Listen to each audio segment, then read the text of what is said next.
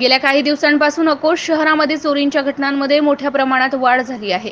नुकतेच दर्यापूर रोडवरील एमार्ट नावाच्या सुपर शॉपिंगमधून रोख रक्कम लंपास केल्याची घटना घडली आहे। सदर चोरीची घटना सीसीटीव्हीमध्ये कैद झाली असून या प्रकरणी दुकानाचे मालक अनुप सुभाष आंबाडकर यांनी पोलिसात तक्रार दिली आहे। अकोट शहर पोलीस या घटनेचा अधिक तपास करीत आहेत। MCN न्यूज मराठीकरिता देवानंद खिरकर, अकोट तालुका प्रतिनिधी। 4:30च्या दरम्यान चोरी झाली। मला फोन आला 5:30 वाजता। ज्याचा फोन आला तो मित्र होता, कारण तो मॉर्निंग वॉकसाठी इथं रोडवर फिरायला जातो।